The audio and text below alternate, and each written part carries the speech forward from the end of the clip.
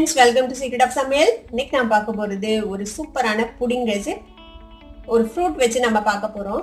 இது வந்துட்டு பப்பாளி புடிங். இதை விட ஈஸியா ஒரு புடிங் உங்களால செய்யவே முடியாது. நீங்க நம்பவே மாட்டீங்க. இந்த புடிங் செய்ய நம்ம அடுப்பே பத்த வைக்க தேவையில்லை. வெறும் மூணு இன்கிரிடியன்ஸ் வச்சு நாம இந்த புடிங்கை ரொம்ப சிம்பிளா ஈஸியா செய்ய போறோம். இந்த டேஸ்டியான பப்பாளி புட்டிங் எப்படி செய்யறது அப்படின்னு பாக்கிறதுக்கு முன்னாடி நீங்க என்னோட சேனலுக்கு இப்பதான் முதல் முறையா வரீங்கன்னா இந்த வீடியோ கீழே இருக்கிற சப்ஸ்கிரைப் பட்டனை மறக்காம பிரஸ் பண்ணுங்க. பக்கத்துல இருக்கிற நோட்டிபிகேஷன் பெல்லையும் மறக்காம கிளிக் பண்ணிடுங்க. அப்பதான் என்னோட ஃபியூச்சர் நோட்டிபிகேஷன்ஸ் உங்களுக்கு உடனே வந்து சேரும். சரி வாங்க இப்போ இந்த டெலிஷியஸான பப்பாயா புட்டிங் எப்படி செய்யலாம்னு பார்க்கலாம். பப்பாளி புட்டிங்க்கு வந்துட்டு நான் பப்பாளி எடுத்திருக்கிறேன். இது வந்துட்டு நான் முன்னாடி ஒரு என்னோட கார்டன் வீடியோல உங்களுக்கு பப்பாளி மரம் காட்டினேன்ல, அதுல பழுத்த பழம் தான் இது. இங்க பாருங்க எவ்வளவு சூப்பரா இருக்கு, ஃபிளஷியா இருக்கு பாருங்க. ரொம்ப குட்டியோண்டு ஸ்பேஸ்ல தான் விதை இருக்கு. பழம் வந்து ரொம்ப டேஸ்டியான பழம், வந்து நல்லா இனிப்பா இருக்கும் சாப்பிட்றதுக்கு. அந்த பழத்துல தான் பாதி நாங்க வந்துட்டு வெட்டி சாப்பிட்டுட்டோம், அப்படியே ஃப்ரூட்ஸா சாப்பிட்டோம். பாதி வச்சிருக்கேன். இதை வச்சு நம்ம இன்னைக்கு புடிங் செய்ய போறோம். இப்போ இதுக்கு ஃபர்ஸ்ட் நம்ம என்ன பண்ணோம்னா இந்த பழத்தை நம்ம வெட்டிக்கலாம்.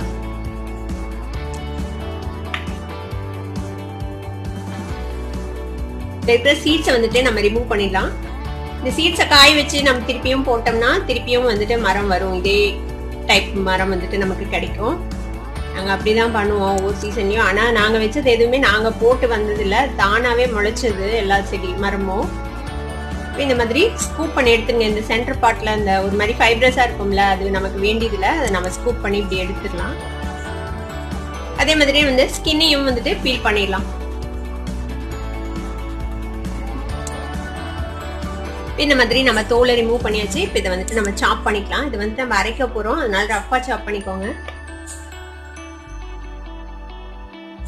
இப்போ ஒரு மிக்ஸி ஜார்ல நம்ம வெட்டி வச்சிருக்கிற இந்த பப்பாளி துண்டுகளை போட்டுடலாம். இப்போ இதுல வந்துட்டு நம்ம ஒரு அரை எலுமிச்சம்பழத்தோட சாறு பிழிஞ்சு விட போறோம். இப்போ இதுல நம்மளோட ஸ்வீட்னஸ்க்கு தேவையான அளவுக்கு நம்ம வந்துட்டு கண்டென்ஸ் மில்க் விட போறோம். நான் ஒரு டேபிள் ஸ்பூன் அளவுக்கு விடுறேன். ஏன்னா நான் இந்த பழமே வந்துட்டு நல்ல இனிப்பான பழம் தான், அதனால கம்மியாக தான் விட போறேன்.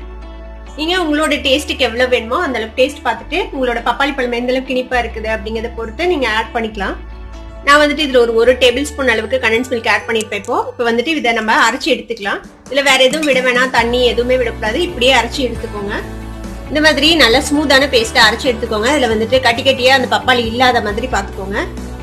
இப்போ நம்ம இதை வந்துட்டு அப்படியே ஏதாவது நீங்க எதுல செட் பண்ணணும் அப்படின்னு நினைக்கிறீங்களோ அந்த மோல்டுல வந்துட்டு நீங்க வந்துட்டு ஊத்திடுங்க. இதை நான் இந்த மாதிரி 2 கப் எடுத்திருக்கேன். இதுல ஊத்திக்கலாம். நம்ம லைட்டா இப்படி டேப் பண்ணிடுங்க. அதுல ஏர் பபிள்ஸ் ஏதாவது இருந்துச்சுன்னா அது வந்துட்டு வெளில போயிடும். அதுக்காக இந்த மாதிரி டேப் பண்ணி இப்போ இதை வந்துட்டு நம்ம என்ன பண்ண போறோம்னா ஃப்ரிட்ஜ்ல வந்து செட் பண்ண போறோம். ஃப்ரீசர்ல இல்ல கீழே வச்சிடுங்க. ஒரு ஓவர் நைட் விட்டீங்கன்னா பெட்டரா இருக்கும். மினிமம் 5 to 6 hours வைங்க ஃப்ரிட்ஜ்ல. இப்போ நான் இதை வந்துட்டு ஃப்ரிட்ஜ்ல செட் பண்ணி எடுத்ததுக்கு அப்புறம் எப்படி இருக்குது அப்படின்னு உங்களுக்கு காட்டுறேன்.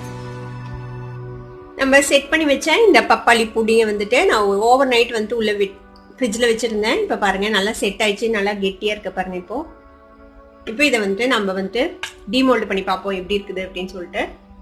இங்க பாருங்க இது எவ்வளவு அழகா இதுல ஒட்டாம இருக்கு பாருங்க. இங்க பாருங்க ஈஸியா அதை டிமோல்ட் பண்ண வரும். நம்ம ஒண்ணுமே பண்ணல, நைட் வச்செல்லாம் ஒன்றும் லூஸ் பண்ணி விடல, தானாவே ஈஸியா வருது. நம்ம இதை எப்படி டிமோல்ட் பண்ணலான்னு பார்க்கலாம். இந்த மாதிரி ஒரு பிளேட்டை வந்துட்டு இப்படி பின்னாடி கவுத்திடுங்க. இப்போ இந்த மாதிரி லைட்டா நம்ம டேப் பண்ணி பாருங்க எவ்வளவு சூப்பரா நம்மளோட புடிங் வந்துட்டு டிமோல்ட் ஆயிடுச்சு. இப்போ இந்த புடிங்கை வந்துட்டு நம்ம கட் பண்ணி பார்ப்போம் எப்படி இருக்குது அப்படின்னு சொல்லிட்டு. கிட்டத்தட்ட இது வந்துட்டு ஒரு மூஸ் மாதிரி இருக்கும். உங்களுக்கு ரொம்ப கிரீமியா ரொம்ப சாஃப்டா சூப்பரா இருக்கும் சாப்பிடுறதுக்கு.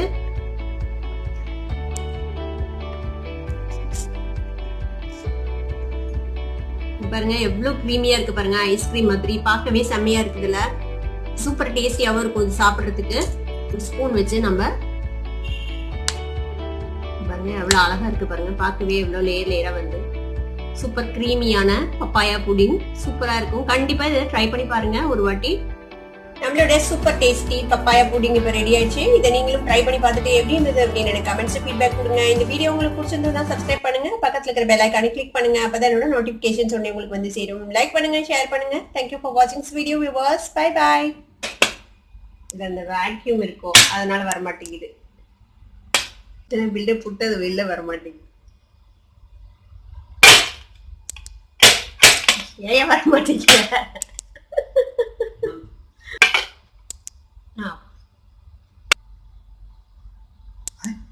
ஒண்ணுமே சொல்லல. பாருங்க எவ்வளவு சூப்பரா நம்மளோட புடிங் ரெடி ஆயிடுச்சு.